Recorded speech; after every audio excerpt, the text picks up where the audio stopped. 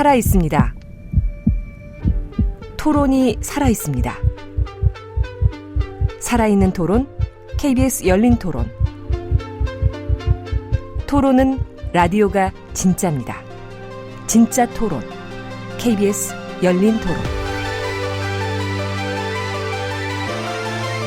오늘 토론 함께해 주실 네 분의 전문가 소개합니다. 최근 교권 침해와 학부모와의 관계에 대한 기획 기사를 쓰셨습니다. 변진경 시사인 기자 나오셨습니다. 네, 안녕하세요. 교사 출신이시고 80년대생 학부모의 특징을 기록한 책을 쓰셨죠. 이은경 전 초등학교 교사 자리하셨고요. 네, 안녕하세요. 교권 보호 변호사로 활동하고 계신 정혜민 변호사 자리하셨습니다. 안녕하십니까. 황수진 교사 노조연맹 정책실장 나오셨습니다. 네, 안녕하세요. 자, 네 분 서희초 교사의 사망 사건 이후에 학교 내 교권 침해된 문제들이 잇따라 발생하고 있습니다. 최근 정부가 그래서 교권 보호 강화 대책을 내놨는데요. 먼저 이 정부의 대책들이 교권을 보호하고 강화하는데 실질적인 도움이 된다고 보시는지 네 분의 평가를 먼저 들어보고 싶습니다. 변진경 기자님부터 말씀해 주실까요? 네, 저는 두 가지 차원에서 약간의 의미가 있다라고 좀 평가를 하는데요. 네. 제가 이제 취재 과정에서 만났던 선생님들께서 아주 많이 호소하시는 두 가지가 첫 번째는 이제 두려움입니다. 네. 두려움이란 이제 아동학대 고소당하고 신고당하고 그런 것에 대한 내가 뭔가 어떤 교육 활동을 할 때 학생이나 학부모로부터 아동학대를 했다라는 이제 가해자로 지목돼서 소송에 계속 이렇게 부닥쳐야 되고 그런 한 두려움들. 네. 네, 무조건 신고를 했다고 뭐 직위 해제를 하고 이렇게 교육청에서 한 것들이 그 두려움에 이제 굉장히 큰 원인으로 작용했는데 그렇게 무조건 직위 해제하지 않겠다. 교육청에서 충분히 그 의견을 들어보고 의견을 그 신고 단계에서 반영할 수 있도록 하겠다라는 것으로 약간의 그 아동학대 면책에 대한 그 안심, 안도감을 줄 수 있겠다라는 이제 생각이 들었고 네. 또 하나의 그 호소하시는 문제가 외로움이거든요. 그러니까 모든 문제가 발생하면 혼자 감당해야 한다라는 그 외로움이셨는데 네. 뭐 악성 민원이든 아니면 소송 과정에서든 그런 것들을 교사 개인이 아닌 학교장을 포함한 어떤 학교의 시스템 그리고 교육청, 교육부 어떤 시스템에 의해서 같이 대응하도록 하겠다라는 의지를 어쨌든 보여준 데에서는 어떤 의미가 있다. 근데 물론 이것이 실제 정교하게 잘 작동할 것인가라는 거는 또 차후의 문제일 것 같습니다. 네. 정혜민 변호사님. 네. 사실 전 현재는 교육청 소속은 아니고 현재는 개인 변호사로 활동하고 있고요. 제가 2018년도 경에 교원지휘법 관련해서 이제 이런 제도가 시작되는 즈음에 교육청에서 관련 법률적인 지원을 했었는데 그 당시에도 물론 심각한 사안들이 있었고 그런 사회적 문제로 부각되면서 계속 주목을 받기는 했습니다마는 저희가 계속 건의하고 이제 의견을 제시했던 부분이 거의 받아들여지지 않는 채로 좀 지지부진한 상태로 몇 년이 흘렀는데요. 네. 지금 강화 대책, 교육부 대책을 살펴봤을 때 우선은 저는 좀 이 빠른 속도로 대책을 구체적으로 내놓은 것에 굉장히 반갑다라는 생각이 먼저 들긴 했고요. 네. 또 그 안에서 뭐 구체적인 내용은 조금 뒤에서 좀 자세히 살펴봐야겠지만 일단 현장에서 좀 시급하게 요청한 문제들에 대해서 뭐 수사 지침에 대한 언급이라던가 또 학부모 당사자에 대한 제재 조치가 처음으로 이렇게 등장했다라는 점을 저는 제일 주목하고 있습니다. 네. 네. 황수진 실장님 의견 어떠신가요?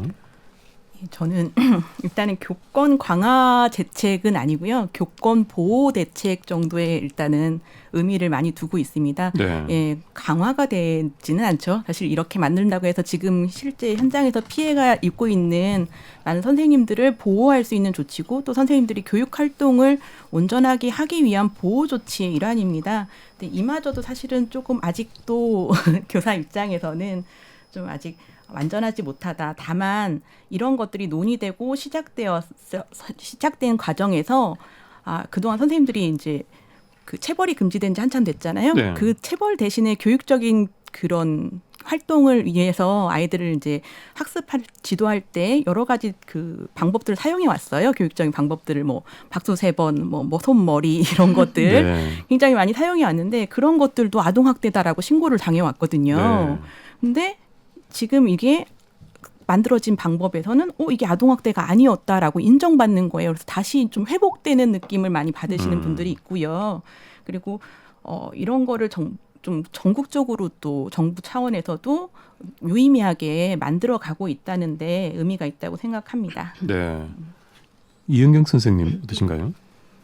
네, 이번 대책은 크게 교권 및 교육활동 보호 강화 측면과 또 하나는 교원 학부모 소통 관계 개선 측면으로 이렇게 좀 볼 수가 있는데요. 제가 주목하고 좀 반가웠던 부분은 교원 학부모 소통 관계 개선을 할 수 있는 방법에 대한 구체적인 안들이 시작되고 있다. 이것에 대한 고민이 시작되었다라는 점을 좀 주목했습니다. 네. 학부모들은 내가 하는 행동, 이 행동이 선생님을 힘들게 하거나 이 행동이 소위 말하는 진상학부모다라는 그럴 수 있다 혹은 아니다라는 것에 대한 어떠한 가이드나 어떠한 유형에 대한 지식 없이 내가 이제까지 해왔던 행동들을 자꾸 되짚어 보면서 혹시 나도 진상이었나? 라는 생각을 하게 되는 막연한 네. 피해의식 속에 지금 좀 있는 상태예요. 그래서 2학기가 됐는데 선생님께 말씀드리고 싶은 내용이 있었는데 혹시 이런 것들을 말씀드리고 요청드리는 것도 진상인가요? 라는 질문을 정말 많이 받고 있습니다. 네.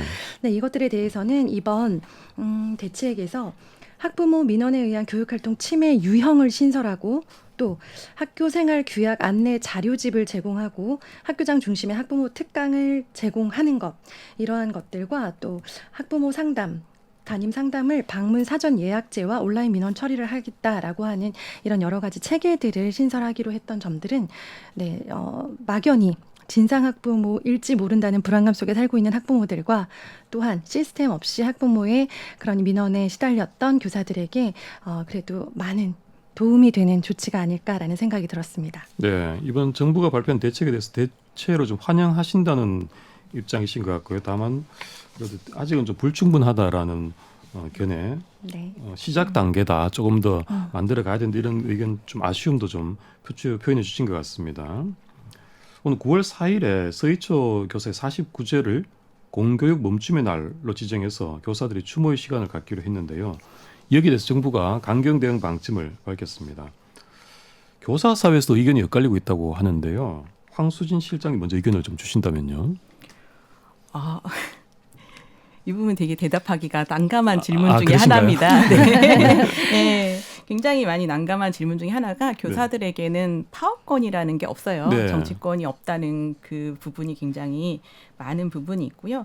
사실 지금 움직이는 것들은 어떤 집단이나 단체에서 주도해서 움직이는 기존의 그 파업의 개념이 아닙니다. 그냥 자발적인 교사 개개인의 움직임들이기 때문에 네. 예, 이제까지 진행되어 왔던 집회나 이런 것들도 어떤 정치적인 세력이나 뭐 아니면 교원 단체들을 배제한 채로 이루어져 왔고요. 그래서 이런 공교육 처음에는 뭐 멈춤의 날 처음에 얘기를 했다가 지금은 공교육을 정상화하기 위한 움직임이라고 선생님들도 얘기를 해요. 네. 이게 저희들의 월급을 올려달라는 것도 아니고 네. 예, 뭐 다른 처우 개선을 해달라는 내용이 아닙니다. 학생들을 온전하게 교육할 수 있게 법적인 안정성이 있는 그런 제도를 개선해달라는 요구거든요. 네. 근데 지금 이게 빨리 시급하게 되어야 되는 부분 중에 가장 우선이기도 하고요. 근데 좀 빠르게 안 되고 있고 아직 부족하다는 느낌이 많이 있기도 하고요. 또 선생님들이 아직은 그런 믿음이 있으신 것 같아요. 학부모님들이랑 정부에 대한 믿음이 있으신 것 같아요. 우리가 이렇게 했을 때 우리를 또다시 혼낼까? 그러면 우리는 누구를 믿고 앞으로 교육을 하지? 네. 라는 좀 지지를 원하는 몸짓인 것도 사실은 있다고 생각을 합니다.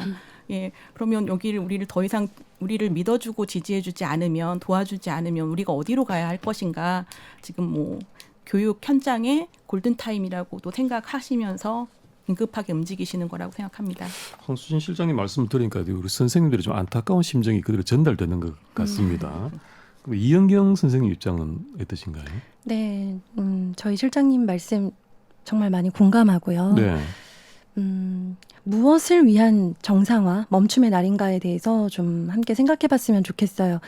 교사들이 덜 힘들기 위해서 교사들이 이제까지 힘들었기 때문에 그래서 이런 일을 지금 진행하고 있는 게 아니라는 거. 교실 안의 현실을 아시는 선생님들 다 공감하시겠지만 지금의 교권 추락이 가지고 온 공교육이 정상화되지 않아서 일어나는 모든 피해들은 교사에게 당연히 있지만 더 큰 피해자는 학생이고요. 네. 이번 일을 계기로 공교육이 정상화될 수 있다면 그 시작점이 될 수 있다면 그 모든 가장 큰 수혜자는 학생이 될 것이 확실합니다. 네. 그렇기 때문에 저 역시 지지하고 있습니다. 다음은 정혜민 변호사님하고 우리 변진경 기자님한테 여쭙고 싶은데요. 정부가 이번에 낸 대책이 학교 현장에서 일어난 비극의 원인이 교권 추락에 있다라는 진단을 바탕으로 하고 있는 것 같은데요. 두 분은 어떤 생각이십니까? 먼저 변진경 기자님은 최근 일어난 사건들이 교권 추락으로 인한 결과라고 보시는지 관련 기사도 쓰셨는데 어떠십니까? 그 교권 추락이라는 말을 여러 가지로 해석할 수 있겠지만 그러니까 저는 그 말을 관계 속에서 읽어야 된다고 생각하거든요. 그러니까 네. 교사와 학생 그리고 학부모 간의 그 관계 변화가 일어났고 그 관계 변화의 맥락 속에서 우리가 교권 추락이라는 말을 사용하고 또 이해해야 된다고 생각을 하는데요. 그 교사와 학생 그리고 교사와 학부모와의 관계는 예전 우리가 뭐 저희 세대가 학교 다녔을 시절 이런 것과 비교하면 굉장히 많이 달라졌잖아요.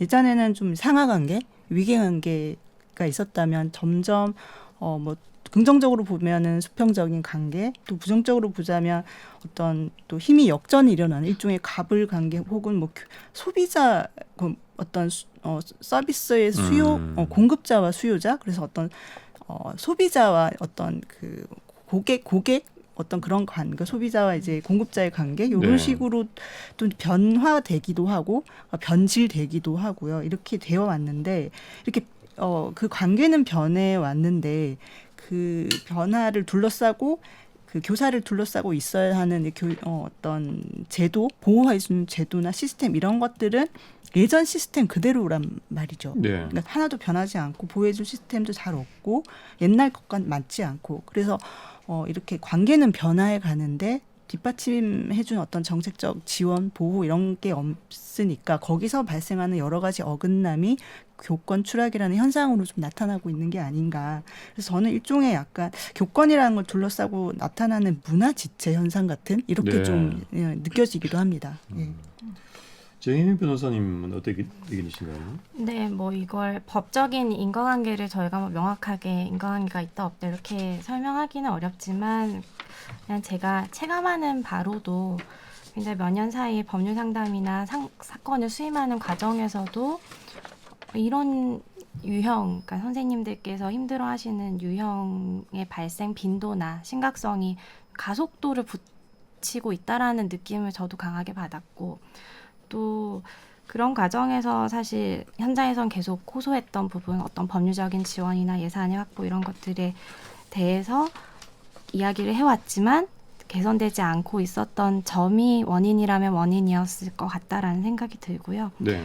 네, 뭐 주변을 예로 들어봐도 빠르게 좀 퇴직을 하려고 한다거나 또 초년도 선생님들께서 그 정교사 연수를 받기 전에도 의원 면직을 하는 그런 사례가 증가하고 있다라는 것만 보아도 이것이 교권 추락의 어떤 현상 자체는 분명히 있는 것 같고 이런 사건이 어떤 비극적인 발현이지 않을까라는 생각은 하고 있습니다. 네.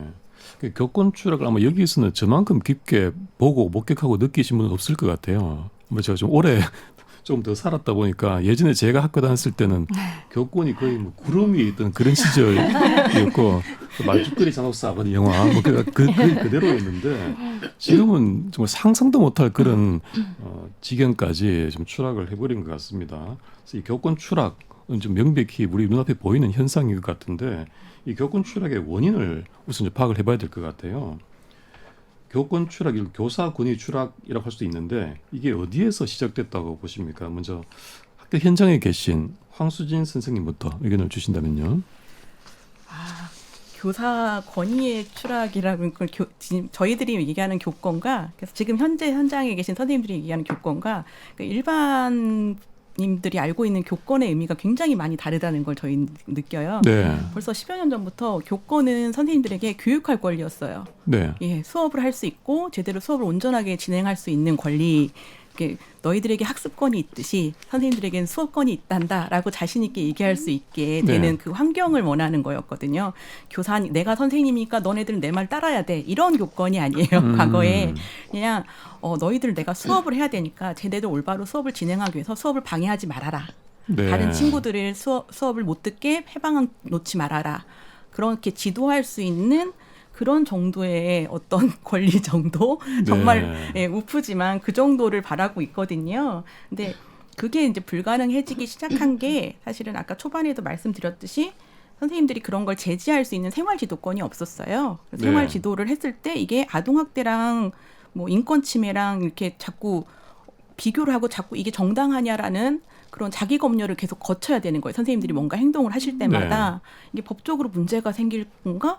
이 사람이 나에게 이거 가지고 학부모님이 나에게 민원을 제기하실 건가? 이런 불안감을 안고 수업을 하다 보니까 온전한 교육 활동이 못 되어 왔었어요. 네. 그러다 보니까 수업에 대한 만족도도 사실 또 어느 정도 떨어졌을 거라고 생각을 해요. 선생님들이 너무 대충 하는 것 같다라고 학생들이 느낄 수도 있을 거고 그런 거를 만들어낸 애초에 계기가 그런 교사들의 교육 활동을 위축시키는 그런 다양한 법적 제재라든지 또 교사를 제어할 수 있는 통제할 수 있다고 생각하는 그런 어떤 도구들이 많이 생겨났기 때문에 뭐 그 언론에 나온 것좀 선생님 저에게는 무기가 여럿 있어요라고 협박을 하신다고 하시잖아요. 부모님들이 선생님을 제어하기는 국민신문고에도 할 수 있고 교장 선생님 찾아가서 할 수도 있고 아동학대 신고도 할 수 있고 다양한 방법이 존재하지만 교사가 그걸 막아내는 건 오로지 혼자서 하게 되는 그런 과정들이 존재했어요. 그러니까 어떤 한쪽에다가 보호 조치를 취했으면 다른 사람도 그거에 반대로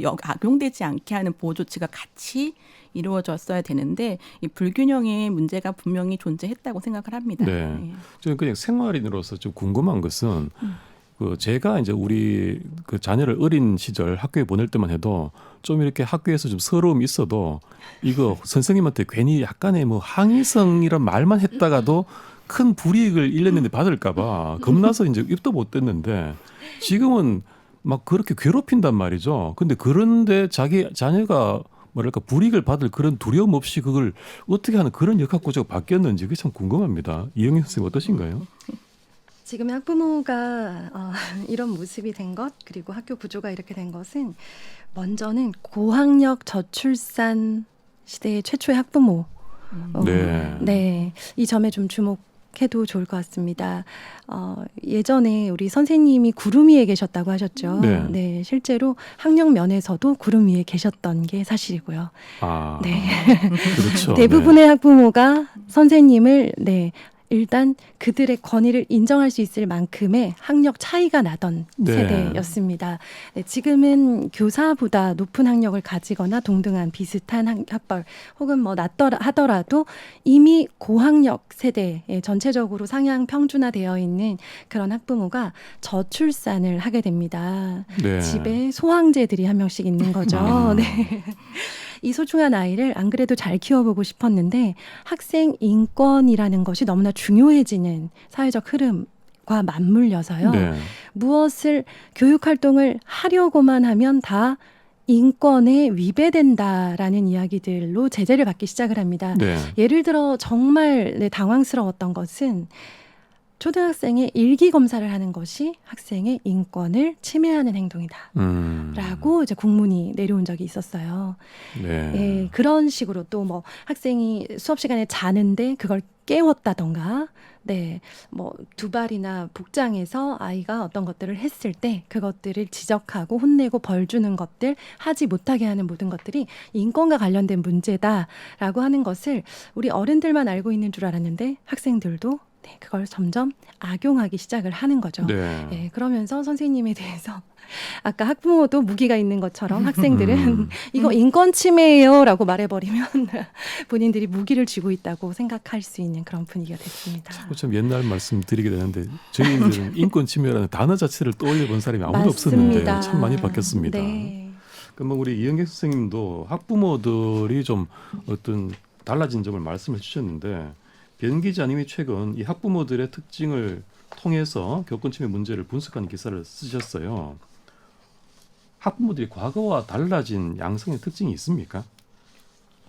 네, 그 학부모들의 일단 뭐 일종 우리가 이제 흔히 말하는 그 악성 민원인 혹은 뭐 진상 학부모 이런 분들이 옛날부터 아예 없었던 건 아니고 네. 옛날 60년대 70년대 뉴스 기사도 제가 검색을 해봤는데 비슷한 어떤 그런 그 행태들은 다 있어 왔어요. 네. 근데 그게 이제 소수나 소수에 그쳤다면 지금은 좀 굉장히 좀 광범위해져서 많은 교사들이 이제 피해를 입게 되고 또 그 강도 그리고 끝없이 그러니까 멈추지 않고 계속되는 이런 그 피해들이 계속 이제 얘기가 되고 있는데 네. 그러면 어떤 특수한 어떤 그 집단의 특성이 있지 않을까 이런 것을 이제 궁금해하면서 분석한 연구자분들도 꽤 계시더라고요. 여기 이제 이은경 선생님도 관련해서 책을 쓰셨던데 거기서 제가 이제 여러 가지 나오는 분석 중에 제가 좀 주목한 것이 첫 번째는 이제 제가 초반에도 말씀드렸다시피 소비자 마인드라는 이야기를 교사분들이 많이 하세요. 네. 제가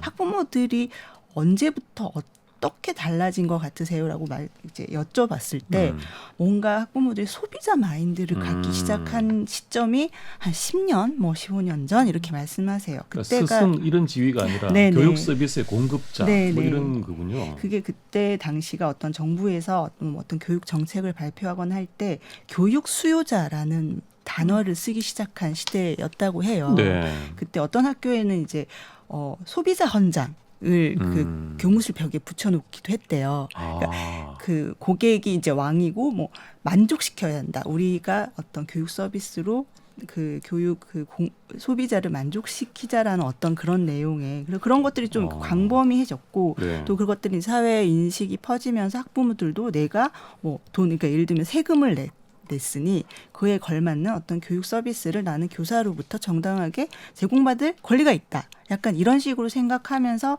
물만이 있으면 클레임을 무슨 그 고객센터에 전화해서 항의하듯이 네. 학교나 교사에게 전화해서 항의하고 나의 권리 이런 이제 소비자로서의 권리 이런 걸 이제 요구하는 그런 분위기가 좀 확산이 많이 됐다고 이렇게 말씀을 하셨고요. 네. 이제 두 번째는 좀 세대론적 분석을 하는 이야기도 있어요. 이제 세대론 하나로 모든 걸 다 설명하기는 힘들지만 지금 그 아까 이은경 선생님도 말씀하셨듯이 지금의 학부모 세대가 뭐 고학력 저출산 세대이기도 하고 어떤 그 시대로 보면 1980년대생 이 학부모들이 지금 특히 이제 초등학교 중심으로 학부모가 된 그 세대이거든요. 네.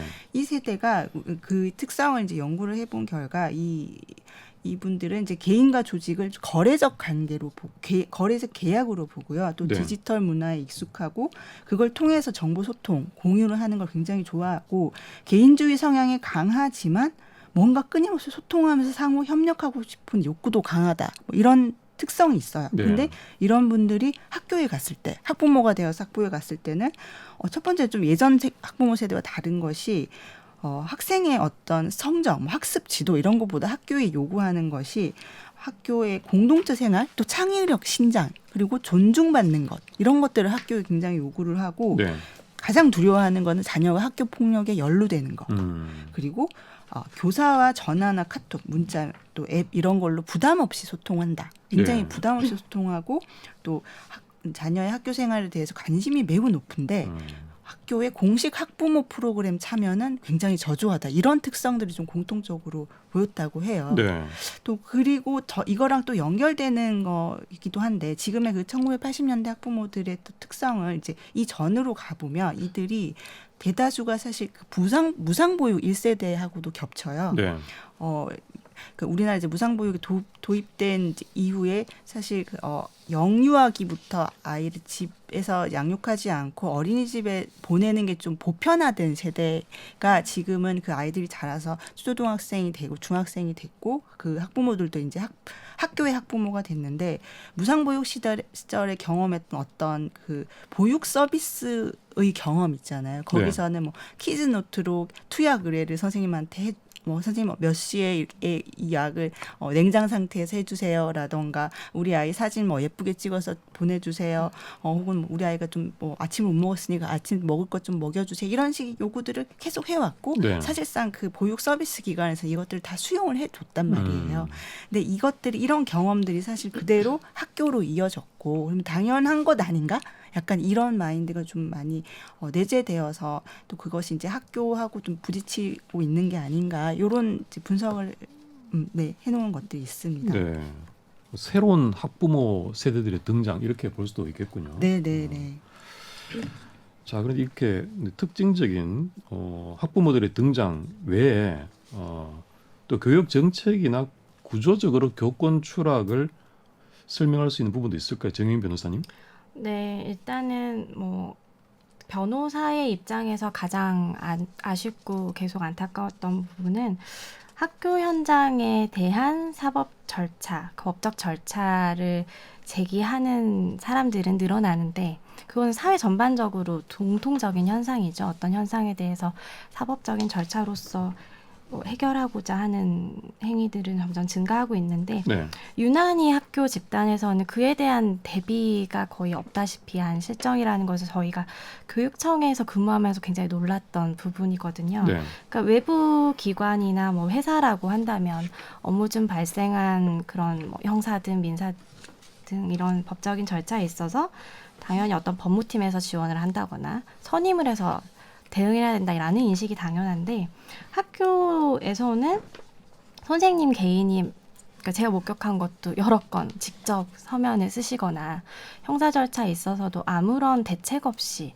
수사 단계에 갔다 오시거나 이런 현상들이 너무 많았었던 것 같은데요. 네. 그 점에 있어서는 사실 저는 교육청에서 좀 법률 자문이나 상담만으로 이런 법적인 조력을 해줄 게 아니라 법무팀을 제대로 꾸려서 체계적인 조언이나 어떤 법적인 대응을 해줬어야 됐지 않나라는 부분이 몇 년간 계속 아쉬웠던 부분이고 네.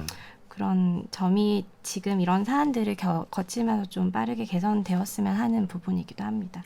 지금 말씀하신 그런 고충은 저 공무원들 고소가 좀 비슷한 것 같아요. 네, 공무원들도 민원인들로부터 고소, 고발, 법적인 조치 당하면 굉장히 괴로워하고 힘들어하거든요. 네, 맞습니다. 자기 업무에 집중을 못할 정도로 되게 비슷한 고충을 선생님들도 많이 가져왔다는 말씀이네요. 네, 그것도 그렇고 또 학교 현장에 계시는 분들께서 기본적으로 사실 법적인 절차에 대해서 평소에 많이 생각하시지 않는다는 특징이 또 있으시기도 해요. 그래서 네. 형사 기관에서 이제 전화가 왔다라고 했을 때 일반적으로 이것을 어떻게 대응해야 되는지에 대한 생각이 거의 없다시피 하다 보니까 좀 도덕성이 높은 집단이잖아요. 네. 그래서 괜찮을 것이다라고 생각하시면서 가시는 분들이 많은 것이 사실입니다. 이게 참 개인의 내면 뭐 이런 걸 따져 본다면 그런 걸 한번 이제 그게 악성 민원인이라고 친다면 그 부당한 고소 고발을 당하면 거기에 대응하느라고 이제 마음을 뺏겨서 정말 그 우리 보통의 자기 반 아이들에 대한 신경을 상대적으로 못 쓰는 그런 게 생기기 때문에 다른 아이들에는 손실로 이어지는 경우가 있어요. 그 점도 좀 안타깝습니다. 자, 이번에 정부가 내놓은 교권 보호 대책 중 하나가 아까 말씀하신 학부모들의 그런 여러 가지 각종 민원의 대응에서 교사들을 분리하는 아닙니다. 학교 차원에서 대응을 하겠다 이거죠. 교사들을 개별적인 대응은 빠져라. 학교 차원에서 대응해 주겠다. 이런 안인데 여기에 대해서는 어떻게 보십니까? 이은경 선생님. 네. 일단 학부모 민원이 폭발적으로 증가하고 있으면 그 사실은 이제 우리가 다 알고 있고 인정하고 있는데 이것이 교권 추락과 뭐 예상하시겠지만 너무나도 긴밀하고요. 네. 이러한 폭발적 증가의 원인을 잠깐만 더 짚어보자면 우리 학부모의 키워드가 존중이라는 단어, 내 아이의 존중, 내 아이를 존중이라고 하는 키워드에서 출발했다는 점도 좀 주목하셔야 돼요. 왜 그러냐면 우리 존중 아까 우리 사회자님께서 말씀하셨듯이 인권 침해라는 단어도 모르고 성장을 했다라고 하신 것처럼 네. 존중이라는 단어를 모르고 우리는 학생 시절을 거쳤습니다. 네. 예, 지금의 부모 세대들은 교사나 어른에게 존중받아야 된다는 생각을 하지 못하고 성장을 하고 부모가 되었는데 존중하면서 키워야 한다. 존중해야 한다라고 여러 가지 많은 학습을 하고 있는 상태예요. 자녀 네. 교육에 관해서. 그러다 보니까 민원이 왜 증가하고 있냐를 좀 분석을 해보면 우리 아이를 존중하지 않는 것 자체가 민원이 되는 거예요. 민원 거리로 발생을 하는 거예요. 그 이전 세대의 그런 진상학부모 당연히 있었고요. 그런 학교에 들어오는 민원들이 있었지만 수적으로 적을 수밖에 없었던 것은 정말로 그런 누가 봐도 민원 습감이 될 수 있겠다라고 하는 수위 정도의 그런 네, 네. 것들이 네, 정말로 그래 선생님이 좀 심하셨네. 얘가 그 정도로 잘못한 건 아닌데라는 어떤 그런 하나의 합의가 되었었다면 지금은 부모 개개인이 우리 아이가 이런 일을 당했는데 이것은 우리 아이를 존중하지 않으시는 것 같아요라고 생각하고 그것을 이제 민원으로 행동으로 옮기기 시작을 한다는 거죠. 네. 그러니까 현 세대 학부모들의 가장 큰 특징이 소통을 굉장히 중요시하면서 할 말은 한다. 내 아이가 손해보는 행동은 절대 가만히 두고 보지 않겠다라는 것인데요. 그렇다고 해서 모든 학부모가 이렇다, 이런 거대하고 마치 괴물 같은 하나의 집단이다라고 생각하실 필요는 없는 것 같고요. 네. 이러한 종류의 학부모들이 이전 세대라면 존중이라는 키워드가 이렇게까지 화두가 되지 않았을 때에는 민원거리가 되지 않았던 것들이 지금은 모두가 다 민원으로 생각할 수 있는 그러한 사회적 분위기가 당연히 학부모 민원과 교권 추락의 관계를 만들었다고 생각을 합니다. 이제 이전에는 그 자기 아이에 대한 선생님의 가혹한 행위가 네. 있었을 때만 항의 정도를 그럼요. 했다면 이제는 그 정도가 아니라 왜 존중을 안 해주느냐라는 선에서 이제 항의가 막 들어오니까 힘들어지신다 이런 말씀이신 것 같습니다. 네. 이런 그 교사들이 이런 각종 민원 대응에 있어서 그 동안에는 그 개별적으로 대응을 해왔지 학교나 교육 당국의 보호망에서 좀 벗어나 있었던 것은 사실이죠, 황수진 실장님. 예, 교사는 민원의 접수처이자 민원을 또 이송하는 이송 기관이기도 했고요. 그리고 네. 그거를 해결하는 해결 그 최종 기관이기도 한 모든 걸 다 맡아서 했어요. 보통은 어떤 기구든지 민원을 접수해요. 저희 그 휴대폰 하나 사용해도 거기 고객센터가 따로 있잖아요. 네. 네, 학교는 그런 그 모든 역할을 고객센터 역할도 하고 그리고 그거 담당자 역할도 하고 또 내 업무가 아니면 그것도 연결도 해줘요. 그러니까 제일 편하죠. 담임에게 전화를 하면 모든 게 원스톱 서비스로 다 제공이 되기 때문에 네. 예, 그런 과정을 계속 겪어왔는데 이 선생님들조차도 이게 민원인지 상담인지 소통인지 구분을 할 수가 없어요. 그런데 이번에 발표된 안은 학교에서 학교 차원에서 민원 시스템을 만들어라라고 했는데 사실은 학교도 그게 제대로 작동을 하지 않았기 때문에 결국 교사들에게 다시 넘어온 거거든요. 네. 교장 선생님한테 달려가서 우리 애 담임 선생님이 우리 애를 미워하니까 반 바꿔달라고 또 난리를 친단 말이에요. 그러면 과연 이거를 당신이 악성 민원자니까 이건 정당한 민원이 아니니까 안 됩니다라고 또 제지하려면 그건 또 결국 학교장의 책임이 되어버려요. 네. 근데 그러면 그거에 대해서 불복을 한 과정을 또 온전히 또 학교 안에서 있는 학교 구성원들이 또 책임을 져야 된단 말이에요. 네. 결국은 도돌이표라고 생각합니다. 네. 이런 시스템은. 그래서 이 정부 차원에서부터 시작하는 거예요. 정말 이렇게 다른 뭐 대기업까지 그 정도까지는 바라지 않지만 그래도 정부니까 일반 기업에서도 할 수 있는 정도의 고객센터 시스템을 갖춰서 온라인 접수 시스템, 민원 접수 시스템, 정부에서는 지금 이미 현재 국민신문고 같은 제도를 운영하고 있지 않습니까? 네. 그런 정도의 시스템을 만들어 주시면 어떤 좀 거창한 것이 아니더라도 그런 과정에서 필터링이 좀 필요하다. 네. 예, 그리고 그 기준을 학교별로 다르게 두면 어떤 학교는 해줬는데 너네 학교는 왜 안 해주냐? 어떤 선생님이 해줬는데 넌 왜 안 해주냐? 이런 식의 불합리한 기준이 또 다시 설정이 돼서 다시 돌아다니거든요. 네. 네, 애초부터 중앙에서 그거를 필터링을 해주고 소트를 해주고 정리를 해주는 작업이 우선이 돼야 되고 그리고 그거에 대해서 접수하는 전화를 그럼 할 수가 없냐?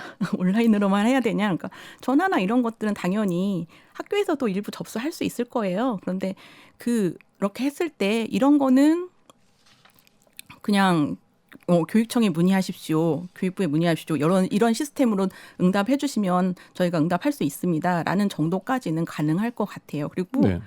소통에 대한 개념도 되게 많이 달라요. 선생님들과 학부모님들과의 네.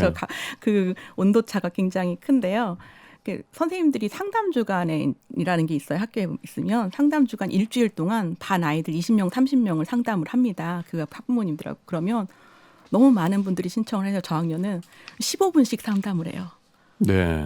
한 아이에 대해서 15분씩 상담을 하면 그게 정말 제대로 상담이 될 건지, 그러니까 양이 아니라 제대로 된 질적인 좀 양질의 소통이 더 필요하지 무조건 많이 한다고 해서 좋은 건 아니거든요. 그래서 학부모님들도 필요하신 이야기를 할 때 미리 사전에 준비하시고 그리고 그거에 대해서 나 이런 질의가 있으니 선생님이 좀 알아봐 주세요 하는 그 준비 시간도 필요해요. 네. 선생님들도 학생에 대해서 이런 부분을 학부모들에게 전달해 드리려면 그 학생이 다시 한번 또 자료 정리해야 되고 이런 양질의 소통이 필요하지 그냥 양만 늘리는 이런 소통은 사실은 선생님들이 제일 두려워하시는 부분 중에 네. 하나입니다. 네. 이게 학교 차원에서 선생님들이 개별 대응을 하지 않고 이제 민원 창구를 따로 만들어서 이제 누가 이런 걸 전담을 하게 한다면 그게 이제 교사들의 부담 많이 줄어들겠습니다만 이제 그 민원으로 인한 스트레스가 사라지는 게 아니라 이제 다른 분한테 이전되는 걸 수도 있지 않겠습니까? 그래서 학교 안에서 그 민원을 또 다루는 일을 담당하는 교육 공무원들의 반발도 지금 있는 것 같고요. 그래서 이런 것들이 어떤 좀 근본적인 해결책이 될 수 있을지 어떨지 좀 의문도 드는 부분도 있는데 정혜민 변호사님 얘기는 어떠신가요? 네, 실제로 지금 현장에서도 그 다른 직역에서 굉장히 강한 반발을 하고 있고 이것이 민원의 내용을 제한하고 엄격히 구분하는 것이 아니라 일단 형식적으로 교사와 분리하는 것부터 절차적인 면에서의 어떤 개선부터 시작이 되었기 때문에 결국 이를 대응하는 그 학교 내에 있는 다른 인력들이 똑같이 힘들지 않은가라는 걱정은 당연한 것 같습니다. 그래서 저는 사실 근본적으로 이것이 실효적으로 작동을 하려면 민원과 관련한 법에서, 그러니까 민원 처리와 관련한 법에서 민원 처리의 예외 규정이 있거든요. 근데 그게 법적으로 굉장히 제한적으로 되어 있어요. 그러니까 이런 경우에 민원을 처리하지 않아도 된다라고 한 사유가 뭐 고도의 정치적인 판단, 수사 재판 과정 이런 식으로 열거되어 있는데 결국에는 기관이 이 악성 민원을 중단할 권리, 거부할 권리 자체를 조금 더 넓혀서 즉 민원과 관련한 법령을 좀 개정해서 민원 처리의 예외를 넓히고 학교 현장에서 이를 받아들이지 않고 또는 거부하고 무시할 수 있는 권한을 명확히 하는 것이 좀 근본적인 해결책이지 않을까라는 생각이 듭니다. 네. 민원 대응팀을 따로 만드는 이런 방안에 대해서 변진경 기자님은 어떻게 보시나요? 이런 대응팀을 만드는 것 자체, 그러니까 개인이 아닌 팀으로 어떤 단체로 여러 사람이 협업해서 대응한다는 것 자체는 좋지만 그게 사실 그 팀 안에서의 또 위계나 어떤 불평등 안에서 서로의 떠넘기가 되지 않는 그런 구조가 굉장히 중요할 것 같아요. 네. 예를 들면 뭐 교장 선생님을 포함해서 학교 안에 교육 공무직의 팀을 이루어서 민원 대응을 한다라는 뭐 이런 대책도 이제 가안으로 발표되기도 했었던 것 같은데 사실 어떻게 보면 행정실무사 등의 이름으로 이제 교육 공무직으로 종사하시는 분들이 또 그 어떻게 보면은 그 학부모의 그간의 민원에서 또 가장 어떻게 보면 취약한 분들이시기도 했거든요. 네. 이렇게 다짜고짜 학교 교무실로 전화해서 이제 소속이나 뭐 신분 밝히지 않고 막 욕을 하시는 분들 다 대응을 했던 분들이었다는 이제 고통 그런 사례들이 많은데 그런 현실을 이제 고려하지 않고 또 다시 어떤 구성원들이 그냥 팀으로 묶는다 하나로 다 모든 게 해결되지는 않을 것 같다라고 생각을 합니다. 네. 자, 1부에서는 교권 추락 대책으로 내놓은 정부 대책에 대해서 여러 가지 이모저모를 좀 살펴보고 토론을 나눠보았습니다.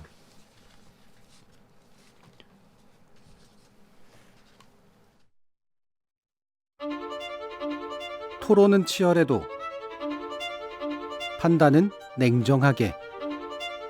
복잡한 세상을 바꾸는 첫걸음은 의외로 단순할지도 모릅니다. 평일 저녁 7시 20분 당신을 바꾸는 질문.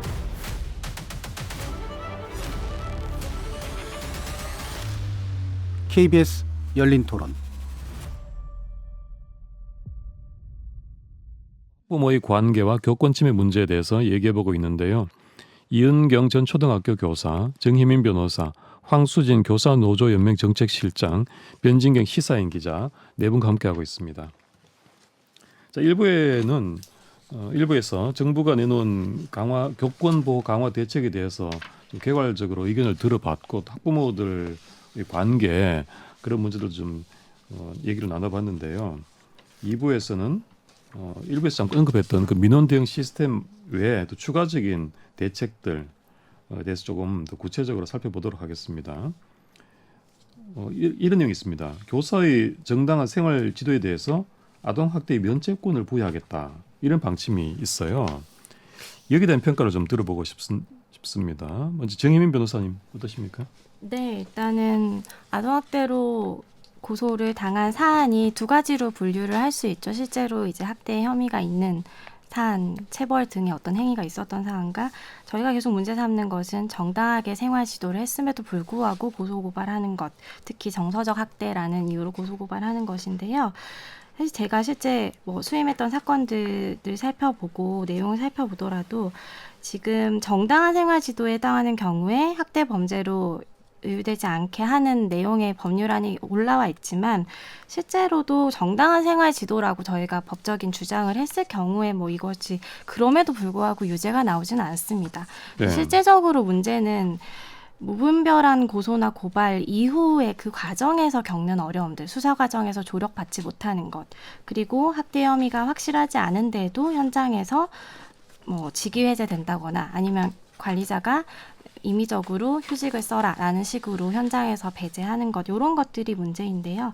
저는 이 교육부 대책에서 굉장히 반가웠던 부분이 아까도 잠깐 언급을 했지만 경찰청의 수사 지침 개정 협의를 통해서 이 수사 과정에서 이런 고소고발 사안의 조사, 수사 개시 여부에 있어서 이게 정당한 생활 지도라는 점이 입증이 되면 훨씬 더 선생님들께 도움이 될 것 같고요. 네. 직위해제 처분에 있어서도 교육공무원법 개정을 통해서 조금 더 엄격한 요건이 있을 경우에만 직위해제하도록 하는 요 방안이 굉장히 현장에서는 정말 필요했던 내용이고 꼭 빠르게 반영되었으면 하는 내용이 들어가 있어서 반가웠습니다. 네.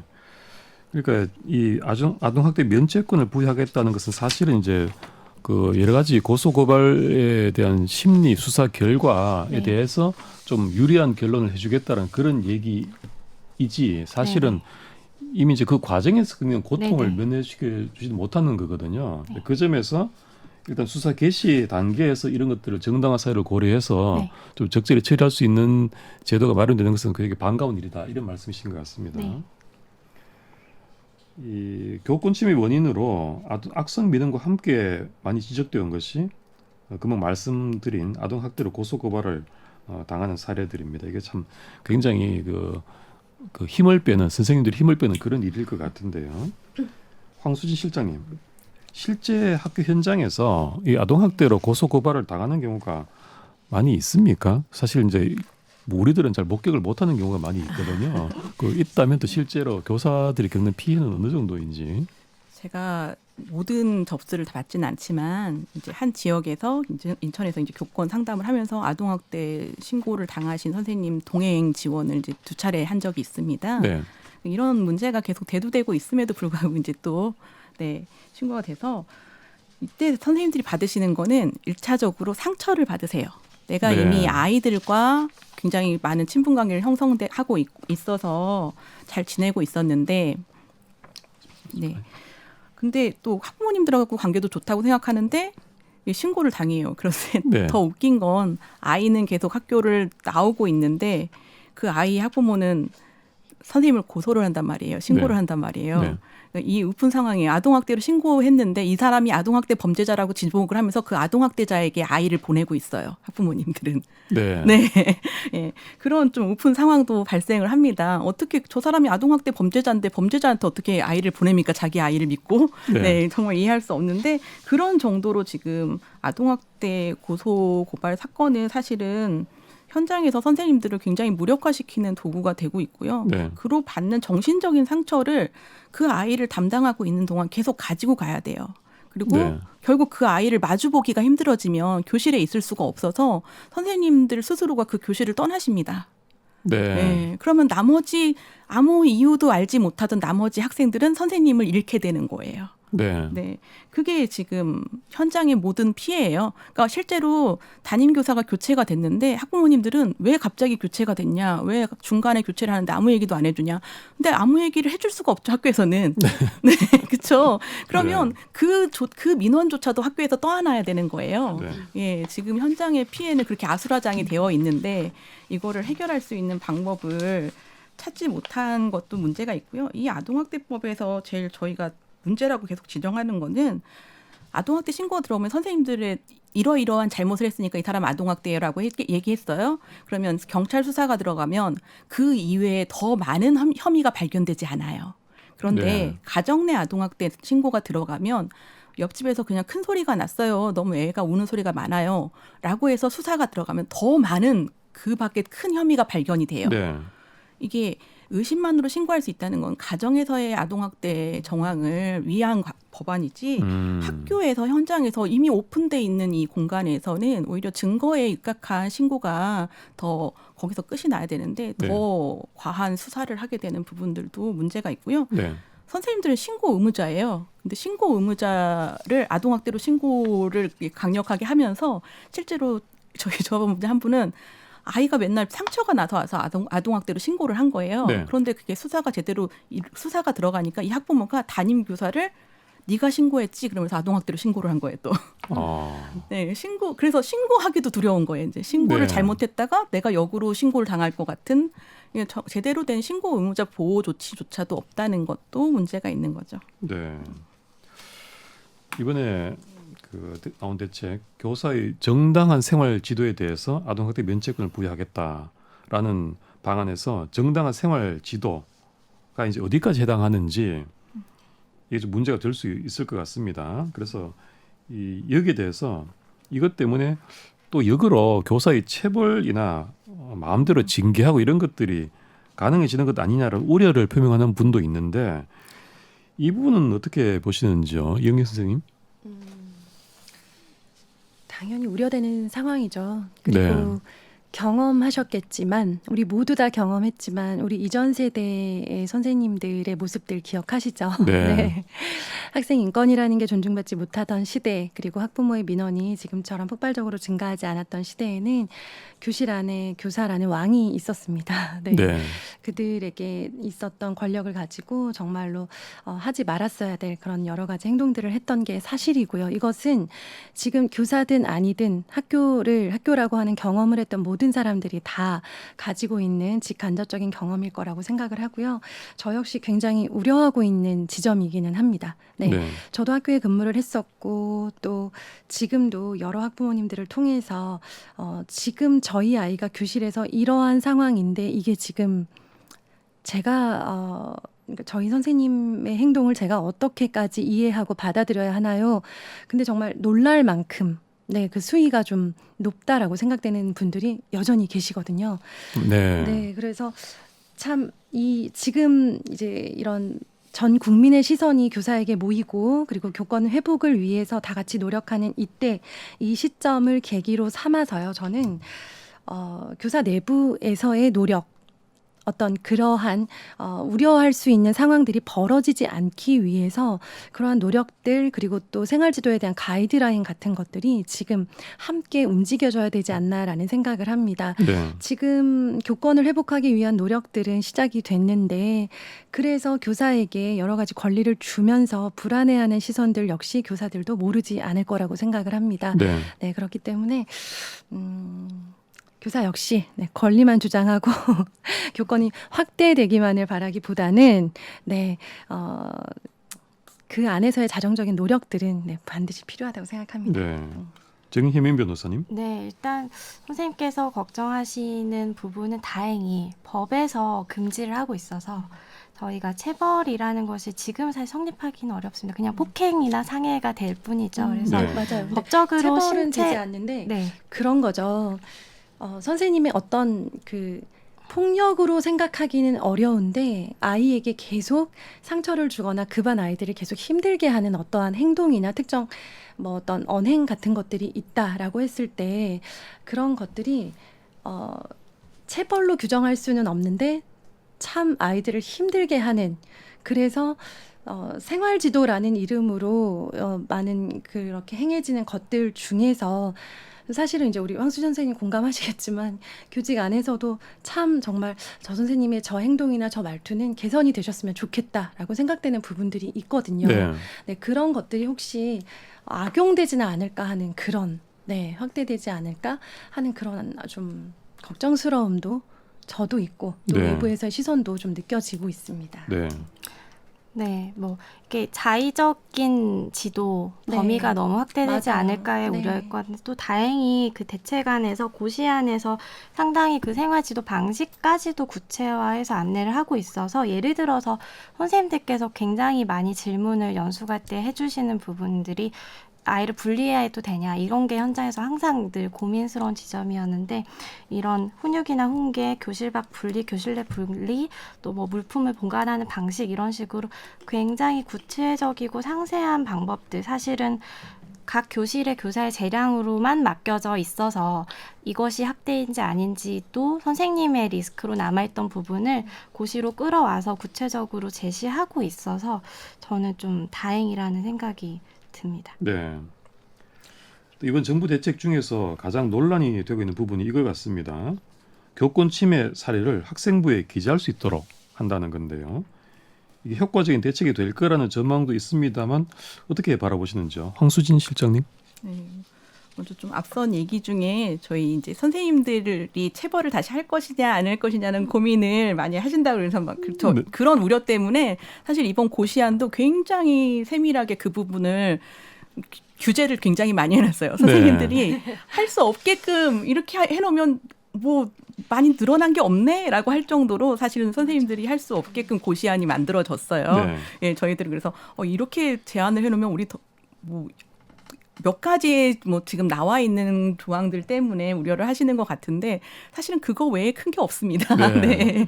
예, 체벌이나 이런 물리적 제지도 없고요. 사실은 그 단서 조항에 꼭 그게 붙어 있어요. 다른 학생들을 위협하거나 교사의 신변에 위협이 닥칠 때라는 단서가 다 붙어 있습니다. 고시 안에도. 그리고 요즘에 그래서, 만약에 예. 이제 수업 시간에 막 떠들고 분위기를 흐리는 학생이 있어요. 너 밖에 나가 있어. 이게 가능합니까? 그게 지금까지 안 됐잖아요. 그래서 아. 그런 조치를 이렇게 교실 내에서 어떤 분리 조치를 어떤 식으로 해야 되는지 정말 순서가 되어 있어요. 근데 또 우려는 이 순서 안 지키면 그걸로 또 우리 징계받는 거 네. 아니냐.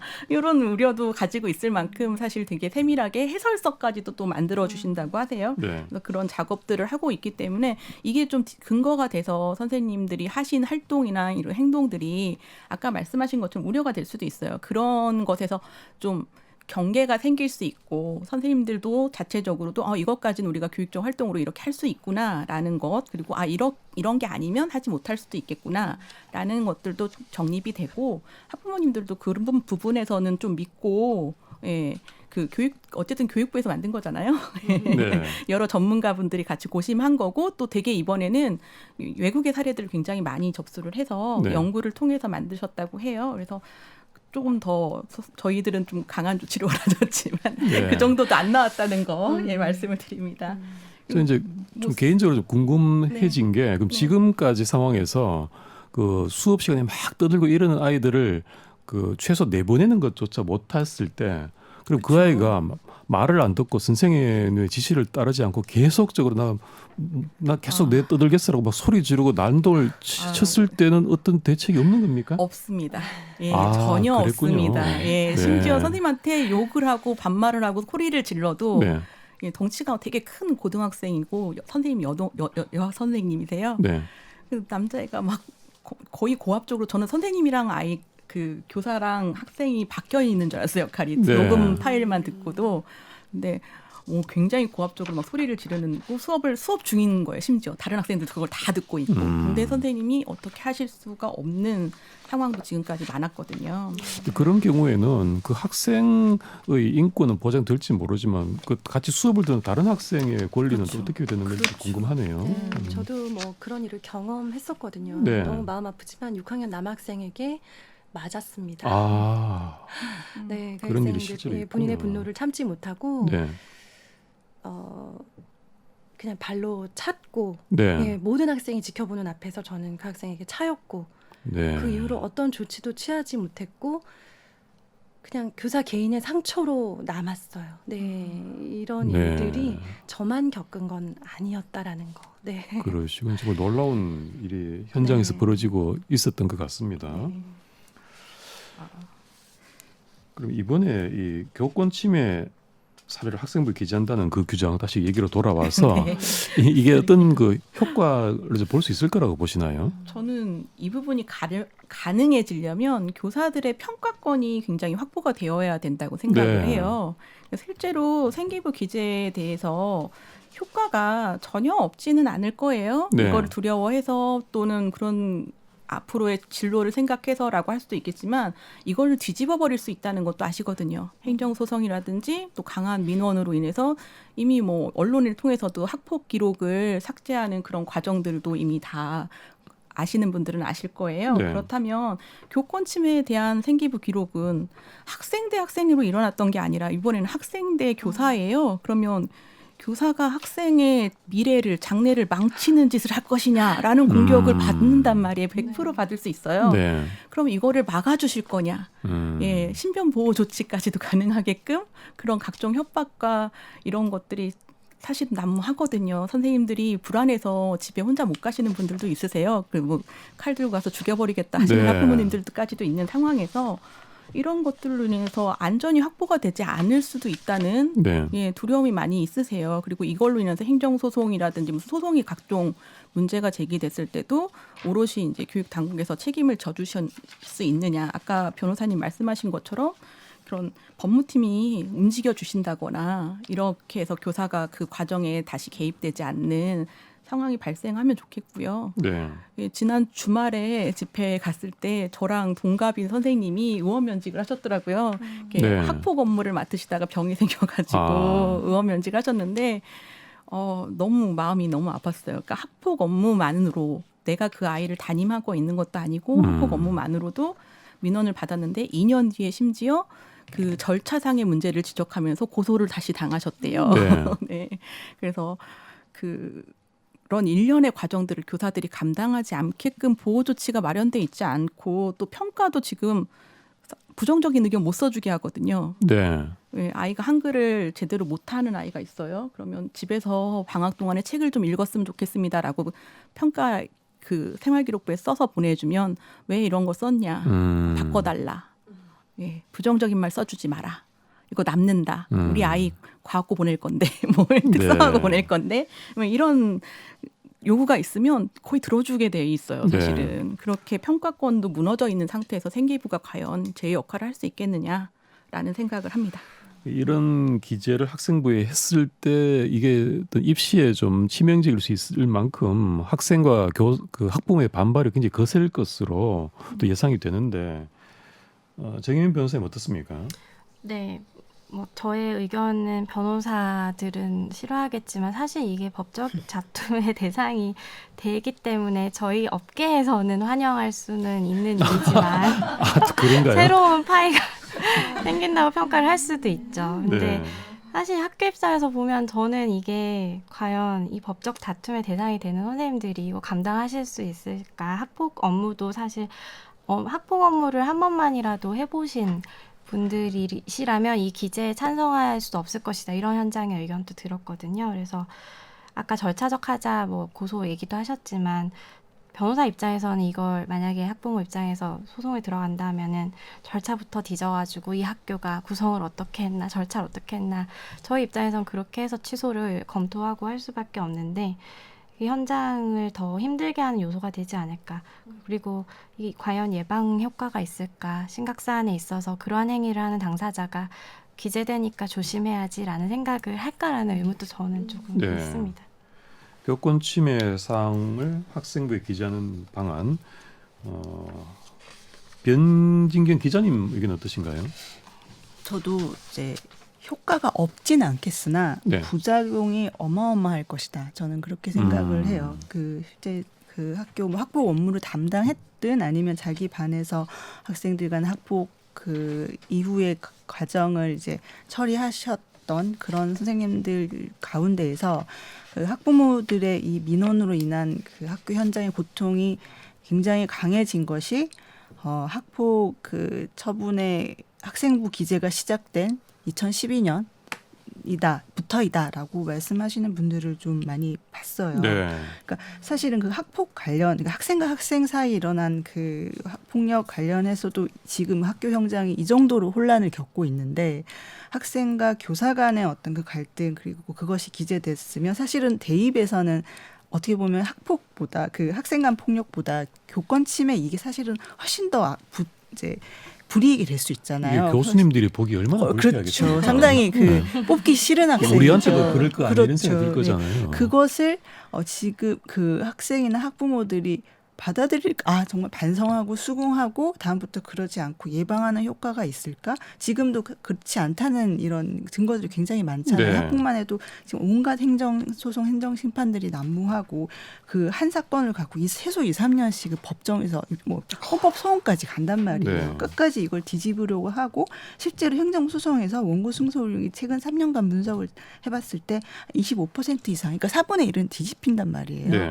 사실 그렇게 봤을 때 누가 이걸 그냥 처분을 받고 학생부에 기재된 채로 그냥 그대로 갈 것인가, 이걸로 다시 학부모 민원, 학교의 혼란이 다시 재생산되고 확대되지 않을까. 저는 사실 그렇게 될 확률이 매우 높다고 봅니다. 생각해 보면 이 교권 침해 사례가 있다고 자기 학생부에 기재하면 그거 소송 안 할 학부모가 드물 것 같습니다. 그럴 것 같아요. 그러네요. 자, 그리고 또 다른 교권 보호 대책 중 하나가 학생 인권과 관련된 조례들이 상당수 개정 축소되는 부분인데요. 말하자면 교사, 학생, 학부모를 위한 조례를 새로 만들겠다 이런 겁니다. 그래서 이제 그동안에 학생 인권 조례가 교권 침해 원인이 된 부분도 있다라는 시각이 바탕이 된 건데 여기는 동의하시는지요, 황수진 실장님? 어느 부분은 동의하는 부분도 있고요. 네. 어느 부분은 아닌 부분도 있다고 생각을 하는 게 네. 사실은 어느 한쪽의 인권이 과하게 올라가서 나머지 인권이 떨어졌다라고 얘기하는 게 과연 인권일까? 결국 한쪽의 인권을 올려줬으면 나머지 인권도 같이 올라갔어야 되는데 네. 교사의 인권은 무시당한 거죠. 결론은 네. 당해왔던 인권을 이제 회복하는 기간이라고 생각을 합니다. 네. 좀 되찾는 기간이라고 생각을 하고요. 너무 그동안에 이제 교사들은 권위가 있고 권력이 있고 이렇게 뭐 군사부 일체의 그 시대의 그 개념 속에서 너희들은 이미 보호받고 있다라는 그 인식이 많았어요. 네. 그런데 교사들이 이제 공무원, 아까 말씀하셨듯이 공무원의 그냥 한 공무원 중에 한 직종으로 이렇게 취급되고 전락된 현실이거든요. 네. 그 연장선에서 좀 바라봐서 그 정도라도 보호가 돼야 된다라는 생각까지 가질 정도로 지금 보호 조치가 없어요. 네. 아까도 초반에도 말씀드린 교권 강화가 아닙니다. 강화가 네. 아니라 보호예요. 그래서 인권도 학생들의 인권 당연히 중요합니다. 학생들의 인권을 보호하기 위한 선생님들의 노력도 굉장히 많았어요. 그동안에. 왜냐하면 교사의 권위가 그렇게 하늘 위에 있을 때, 구름 위에 있을 때처럼 하면 안 된다는 자정작용에서 생겨난 거거든요. 저도 교직에 와서 아이들하고 교육적인 활동으로 아이들을 지도할 수 있는 방법들 다양하게 연구를 했었고요. 네. 근데 이거를 악용하는 게 항상 문제라고 생각을 해요. 예. 모든 법의 그런 것들을 취지에 맞지 않게 이용하는 그런 사람이라든지 이용하는 집단이 있다면 그 부분도 바로 잡아야 된다고 생각을 합니다. 이 어느 분야든지 간에 법을 악용하는 사람이 자원의 한 80%를 소모해요. 그것 네. 때문에 괴로워하고 넘어지시는 것 같습니다. 네. 변진규 기자님 의견 어떠신가요? 저는 학생 인권 조례가 교권 침해 원인이다 이런 인과관계에는 동의를 하지는 않습니다. 네. 그러려면 지금 사실 교권 침해는 우리 전국적으로 일어나고 있잖아요. 뭐 네. 접수된 것만 해도. 근데 사실 그 인권 조례라는 게 모든 지역이 있지가 않아요. 지금 경기, 광주, 서울, 전북, 충남, 제주에는 최근까지 이제 만들어졌거나 예전부터 있었거나 그렇지만 대구, 대전, 경북, 강원, 전남, 충북, 세종, 부산, 울산, 경남은 학생 인권 조례가 없어요. 네. 그럼 이 지역에 교권 침해가 없었냐? 저는 그렇지 않다. 혹은 더 적냐? 그런 그 통계 결과가 이걸 입증하고 있지 않거든요. 그러니까 네. 저는 이 인과관계 틀렸다라고 생각을 합니다. 이은경 선생님 의견 어떠신가요? 저 역시 그런 부분과 그렇지 않은 부분으로 좀 분리해서 생각해야 된다라고 생각을 하고요. 네. 아까 말씀드렸듯이 학생들에게 인권 침해라는 그 어휘들, 단어들, 그것들이 본인들이 가질 수 있는 무기라는 인식이 생기기 시작을 했잖아요. 네. 자, 그런데 그 인권이라는 것이 학교 안에 있는 여러 직종 중, 여러 사람들 중 오직 학생들에게만 적용이 됐던 거죠. 네. 학생만 인권이 있는 것처럼 네, 음. 그렇게 인식이 되고 학생들만 보호받고 존중받아야 되는 존재로 생각되어 왔던 것들, 이 지점에 대해서는 지금 다시 생각해 볼 기회, 그러한 생각들이 더 커지고 확산되고 악용되지 않도록 생각할 수 있는 그 기회를 얻은 것은 진심으로 환영할 만하다라고 생각을 하고요. 네. 네, 학생인권 조례 하나 때문에 지금 뭐 상당수 교권 침해가 일어났다라고 그렇게 바로 딱 보기에는 좀 어려운 면도 있다고 생각합니다. 네. 인과관계를 단정할 수는 없습니다만 선생님들을 위한 인권 조례는 필요하다. 네. 이런 의견이신 건 분명하신 것 같고요. 정혜민 변호사님 어떠십니까? 네, 일단은 학생인권 조례가 원인이라고 보는 입장에는 저는 반대 의견이고요. 네.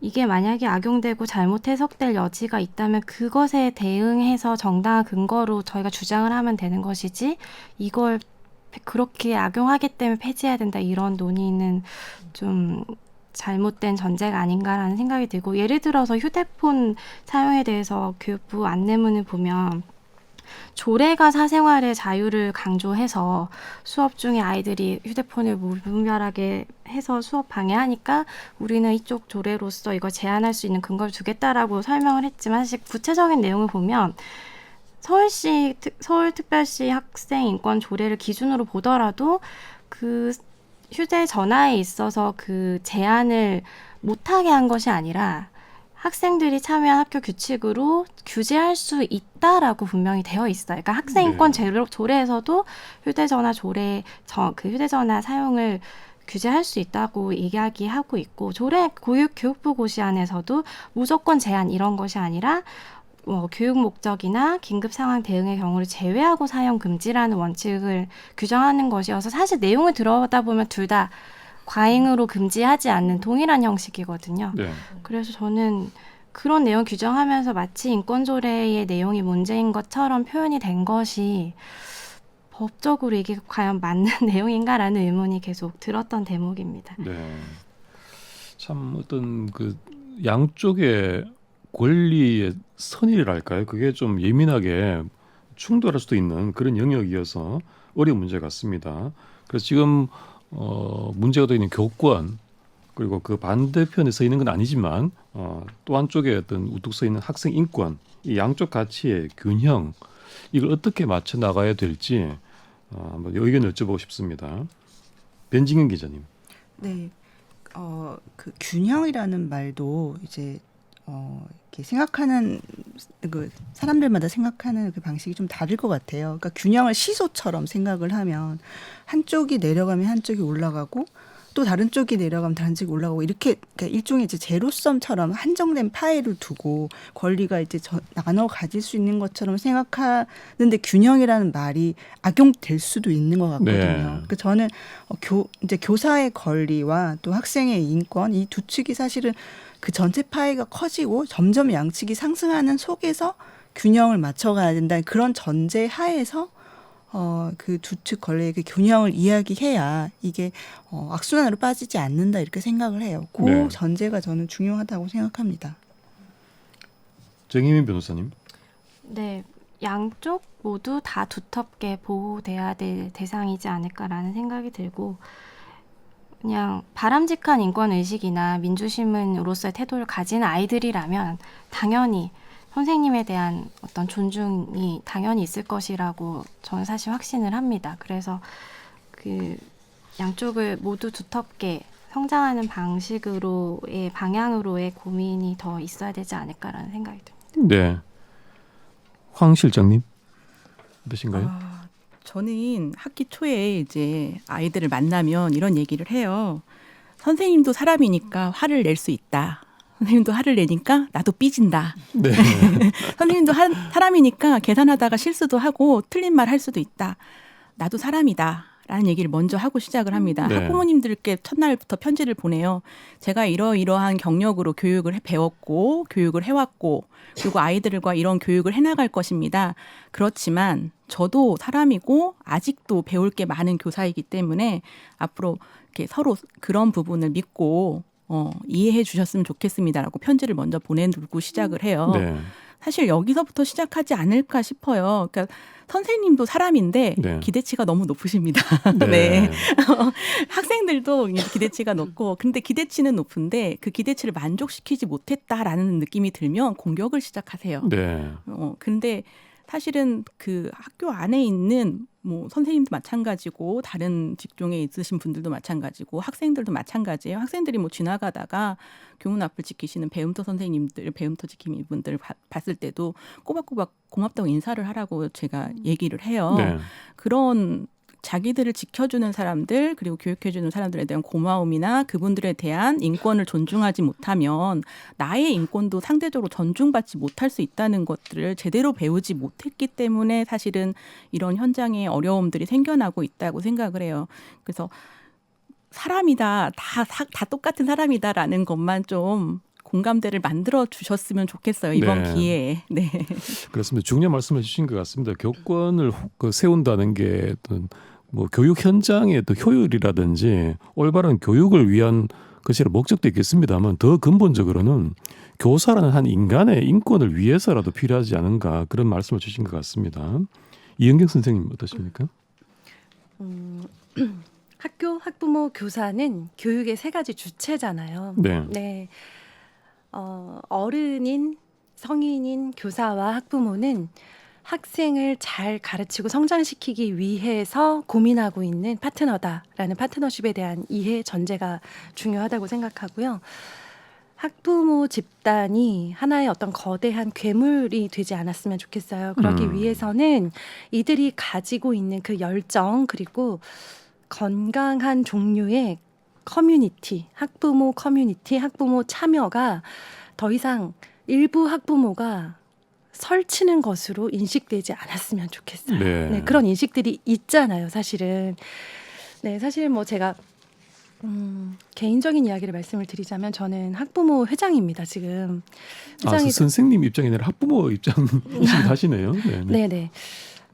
제가 저희 학교의 학부모 회장으로 활동하면서 느낀 것은 제가 저희 아이 학교의 운동장 개선을 위해서 엄청나게 많은 노력을 하고 있거든요. 네. 예, 여기저기 민원을 넣고 이 개선을 위해서 예산이 필요하니까 그런 것들을 위해서 굉장히 노력을 하는데 네. 동시에 제가 뭘 하냐면 이 모든 사실은 담임 선생님이 모르셨으면 좋겠다.